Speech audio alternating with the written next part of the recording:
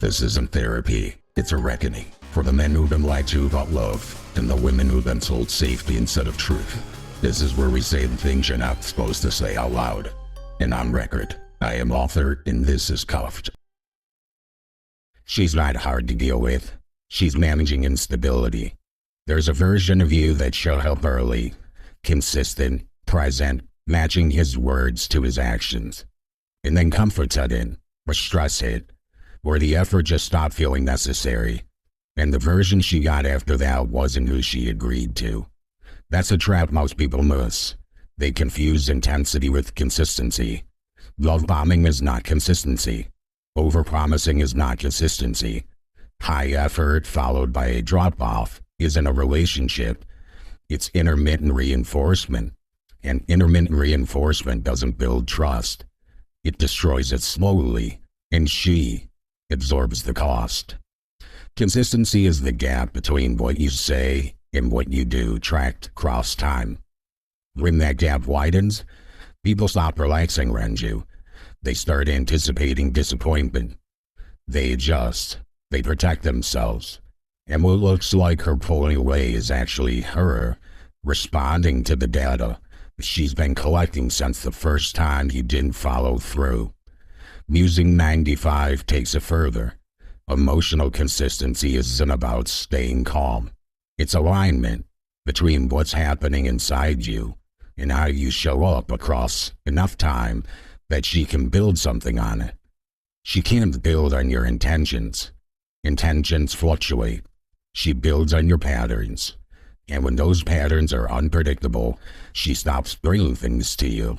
She filters yourself. She times her conversations. She waits for the version of you that feels safe enough to approach. She's not difficult. She's done the math. This is episode 21, 2 musings, the structure of consistency, and what its absent actually cost. Let's get into it. So this podcast is going to cover musings 94 and 95. What's beautiful about this episode is we are going to be talking about consistency and emotional consistency. I wish I could say that I planned it this way, but it just felt like this. So let's consider ourselves lucky. Let's get into consistency because, as the introduction there just so beautifully laid out, a lot of men confuse the idea of intensity, effort, and consistency. And to be honest with you, I used to be one of them. I would think that when I would show up when it's important, that's enough. That should count for more than all of the little things across time.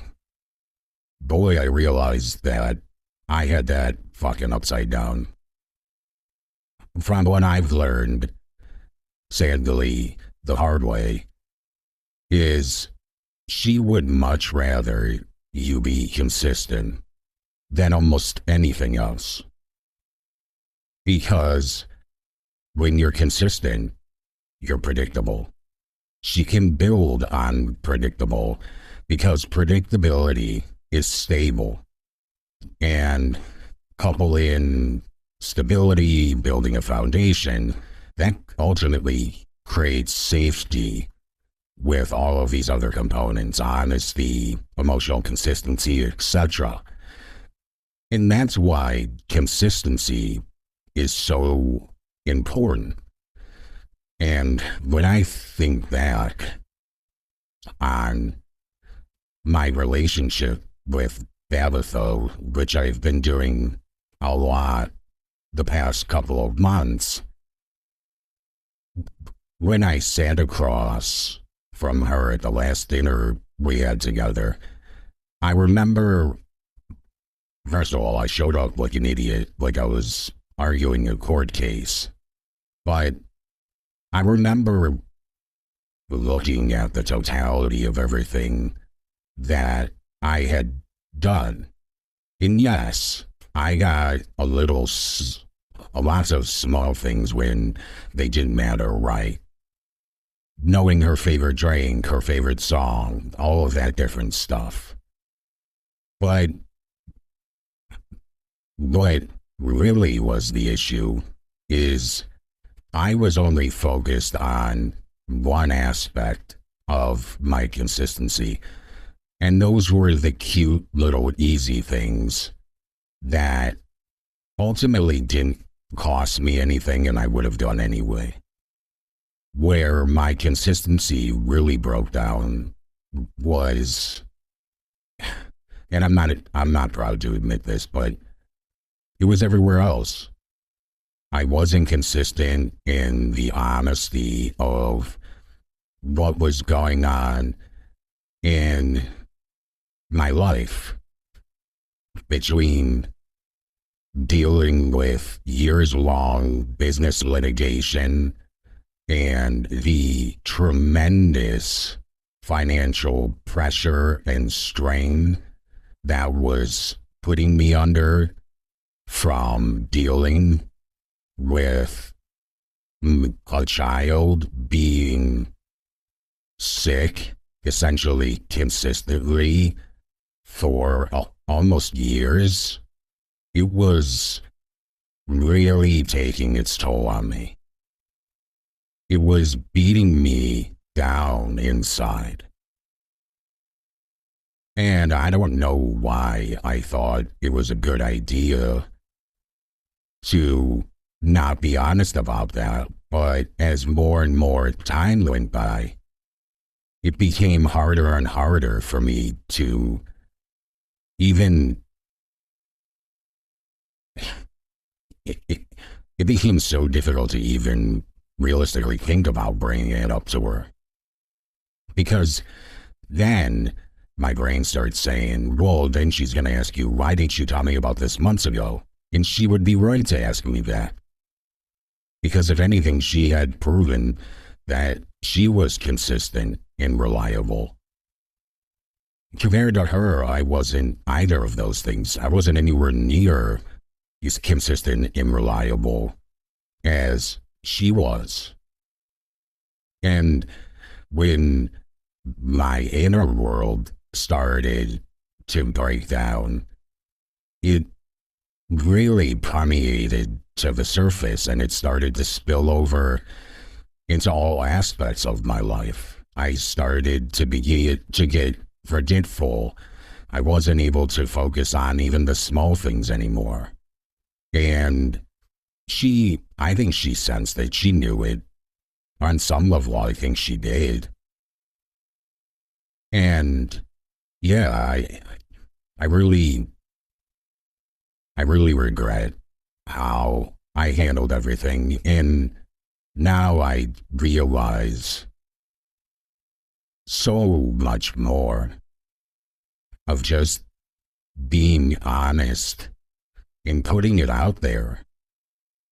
Because ultimately, at the end of the day, if you're not consistent and you're with your honesty, the person ends up falling in love or being attracted to an edited version of you. It's a version of you that isn't real. So how can they choose you if they don't really know you?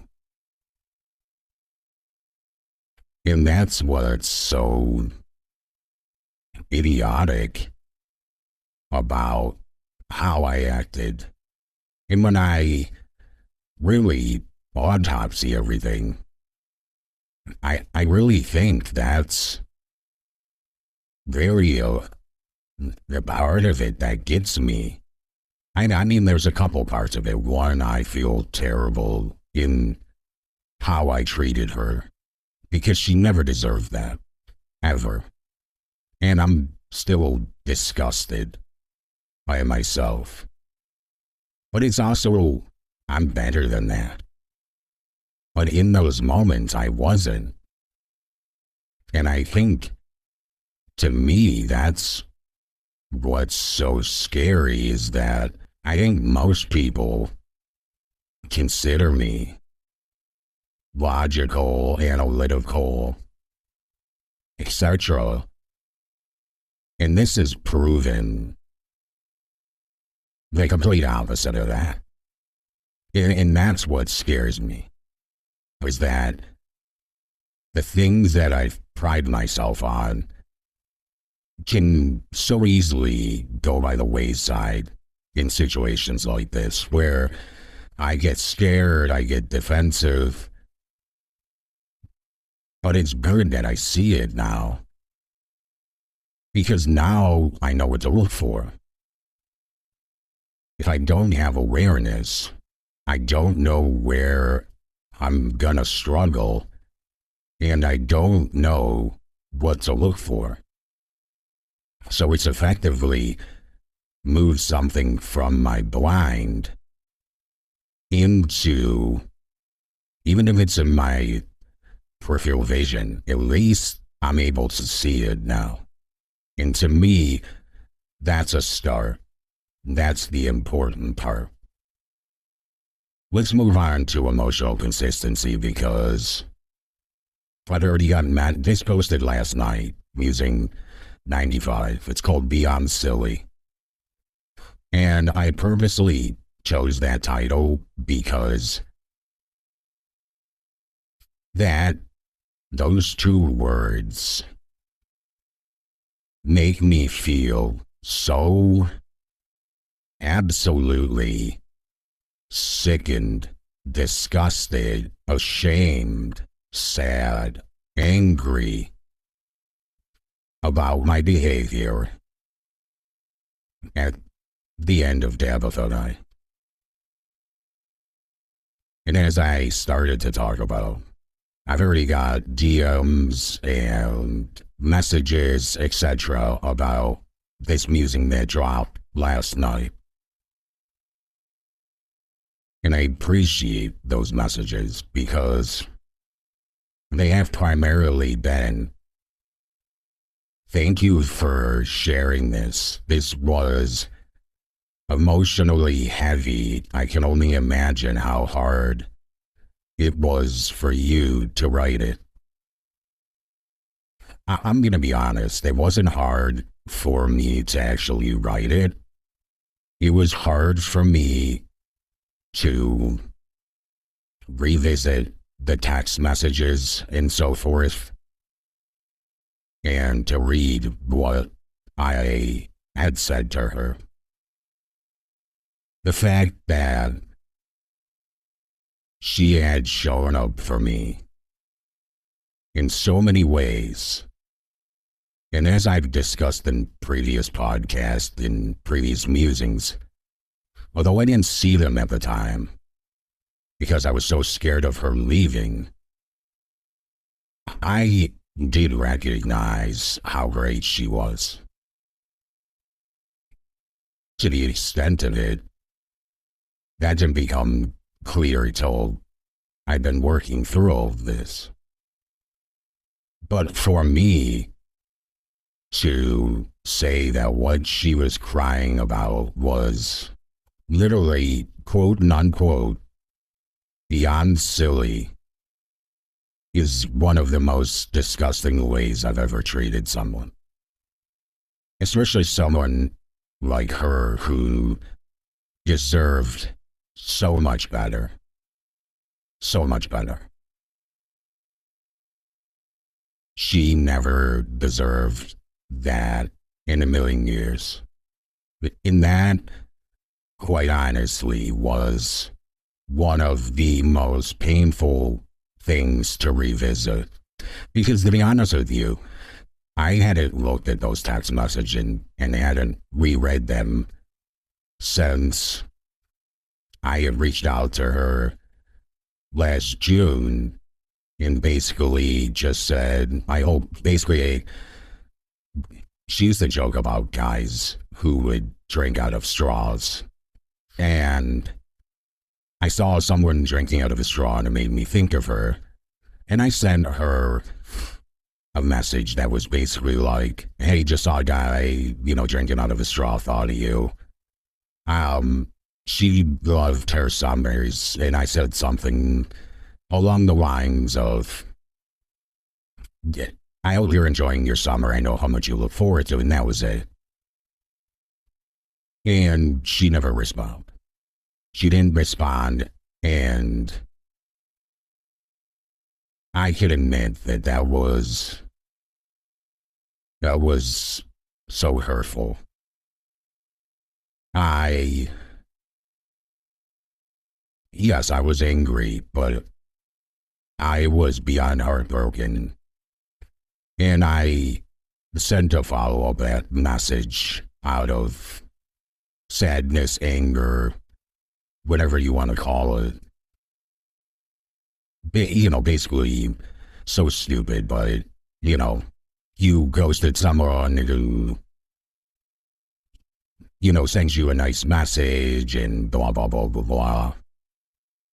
And that was it. And that was the last interaction I've ever had with her. And reading those text messages from start to finish from that period of time, just, it was very, very hard. But I'm proud of myself in the sense that I can read those now and I can own what I did. And even internally, I'm not trying to justify it. I'm not trying to say, "Oh, that text message you sent, you were angry, that's okay." I'm not doing any of that anymore. I'm not even lying to myself or trying to make myself feel better about it. I'm literally owning it.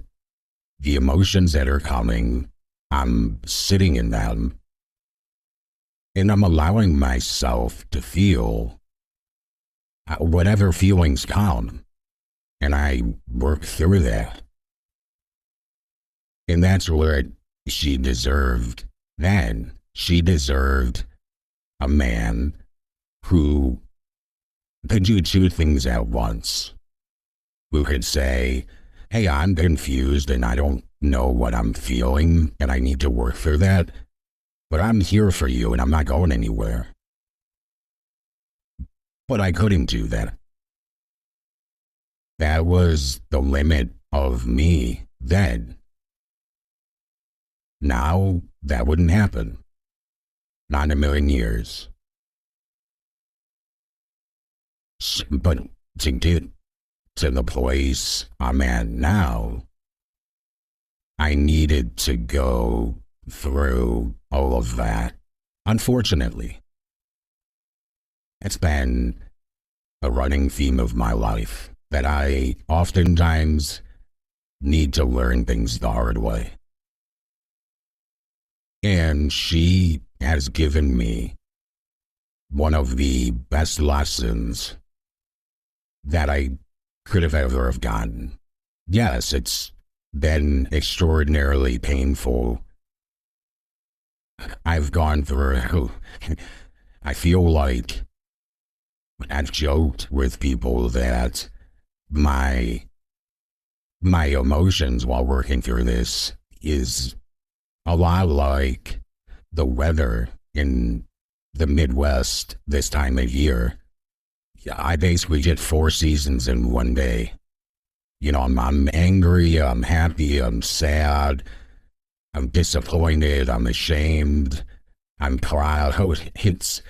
It's nuts, but at the same time, I'm extraordinarily proud of my inner dialogue, the framework I'm operating from now, and the man that I have become, because I started golf almost a year now.